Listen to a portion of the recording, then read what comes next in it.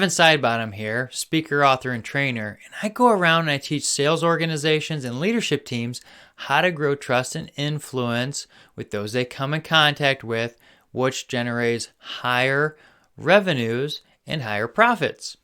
Today, let's talk about how effective leaders build trust with their employees. And that's right. As a leader, we have to have trust with those that are around us.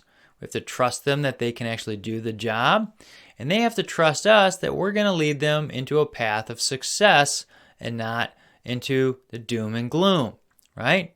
So we need to be doing this, and in fact, we need to make sure that we have empathy for everybody and that we care about them, or else trust isn't going to happen.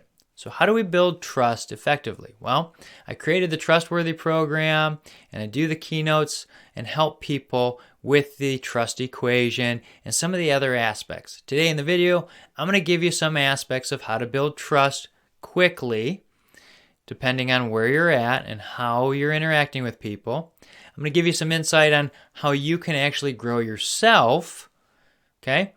And then I'm going to give you one tidbit at the end on how you can kind of look like a rock star overnight. Okay? Does that sound good?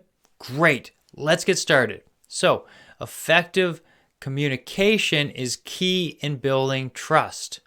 We need to make sure that we have empathy for people, that we're competent, and all these other things, but we also need to know who we're talking to, where we're talking to them at, and how we're showing up. That's right.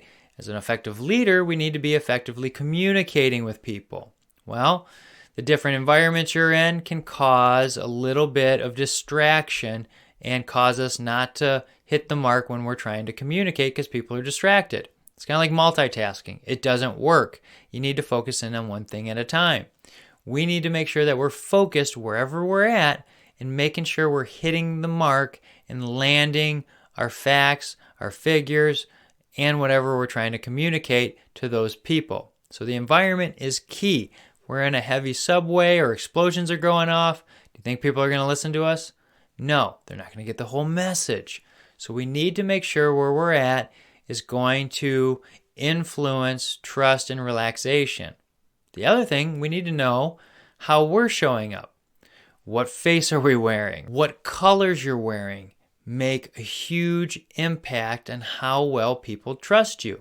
That's right, the different colors you wear. What I'm wearing actually is a reason why I'm wearing it. That's right. That's why presidents wear a couple different ties anytime. You never see striped ties. They're usually solid colored ties for a reason. And that's to, show authority. Well, when you're trying to build trust and you're in someone's face being very intense, do you think that's going to build trust? No, we need to make sure we're wearing the right colors, our face. Even fragrances can actually affect how people trust. That's right. You can actually trigger somebody by the different scents you wear. That's why I typically don't wear colognes unless I'm out with my wife. Yeah, because I don't want to trigger anybody I'm around. I want to smell clean, right? I don't want to have BO because that's definitely going to trigger people, right? But we definitely want to smell okay, but not be overpowering. So there's a lot of aspect that comes into that on how you can affect it. Now, here's how we can actually come in and learn for ourselves and constantly grow. We need to be motivated for constantly adding value and growing ourselves. So what do? Well, there's tons of conferences and trainings we can take. So I say do one conference or one training a year for you to invest in yourself. We have to look at all of this as an investment to ourselves, to how we lead other people. So we definitely need to be investing in ourselves. There's tons of trainings. I highly recommend the Leadership Summit, Entree Leadership. If you can, do Dale Carnegie training. There's tons of different trainings out there. Just go look for them. Be motivated on something you can learn that's going to help add one more tool to your toolbox, okay? And when you have other team members, we need to invest in them as well. So if we can take them along with us as a group and we have a budget, let's take them along and go learn together. That's right. Because as we do that, we build bonds, we build trust. And when we're in those trainings, everybody's taking away lots of tidbits. What we want to do is come back afterwards and have a debrief. I want to discuss all the good things that came out of it and one thing that everybody's taking away, because as people mention it, another person's going to go, wow, I didn't think of that. That's a fantastic idea. And they're going to have that extra tool and that different insight because of somebody else giving some insight. Now, Navy SEALs are very effective people. They do this all the time. They practice and then they debrief. They practice and they debrief before their missions to make sure that they're finding all the pitfalls and they're getting around the pitfalls effectively. So when they get out into the mission, they're successful. We need to do that in business to build ourselves, and doing so will actually build trust and collaboration. We have to have that in business or else we're not going anywhere. So do the debrief after you guys have done a training or a conference to help you guys grow. Now, the other thing I recommend is read books together. Yeah, I know, sounds boring, but it actually helps. Yes, it does, because we're learning, constantly be learning something. Now, I read about 12 books a year, not because I'm a fast reader. I actually read 10 pages a day, and in a calendar month, I can do a 300-page book. Typically in business and leadership, those books are less than 300 pages. So you can do a book a month. Sometimes I even do more than 12 books a year. I overachieve, right? We need to be learning together. Now, as a group, we need to be learning, so read a book a quarter if you don't want to stretch everybody because we're pretty busy. But come in every week and discuss what one thing you guys are learning about the different parts of the book. Whether it's a chapter you guys are reading or whatever it is, talk about it so everybody can grow. It's that debrief, right? Everybody's going to collaborate. Trust is going to grow. That's going to help us as we lead the group grow as well. Doesn't mean we have to do all the talking either. Now, the other thing you can do is podcasts. You guys can listen to podcasts. That supplements our leadership. Entree Leadership is a fantastic one. If you like Navy SEALs, there's tons of those guys out there with their podcasts on leadership.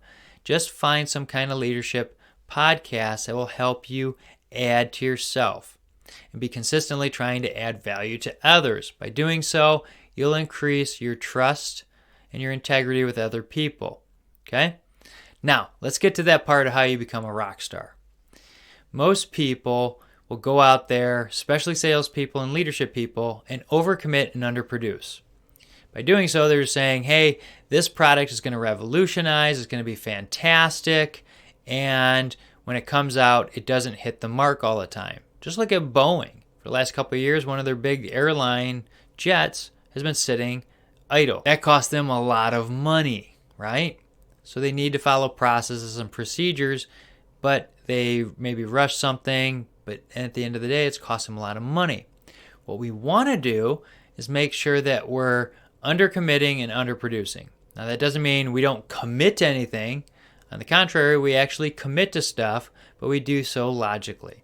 So as a program manager, they actually have this thing called float whenever they're figuring out the timeline of what they're going to do. They figure out, hey, it's going to take 7 days to do something. Let's add a little bit of float. Maybe they add it so it's 9 days for the cycle because they know something's going to get hung up and it's going to slow them down. And some other things are going to speed up, but they actually have this little bit of a buffer in there. So when you tell people you're going to be working on something or you're going to commit to something, we're going to have 3 things that are going to hit it home for you. Well, if you know that there's going to be 5 that are going to hit it home for that person, or that your time frame is actually going to be shorter, great. You've set that standard of it's going to be this long, and if you come in a little bit shorter, earlier, and you impact them more, what happens? You've undercommitted and overproduced. What happens? You do it enough times, everybody looks at you as a rock star, and they want to learn from you. Well, that's because they trust you. Okay? If you have any questions about this topic, feel free to reach out or my trainings on building trust. Be glad to help you. If you liked it, just hit like, subscribe, share it with somebody that this might add value to. That's why I do these videos, is to help people. Okay? We'll see you next time.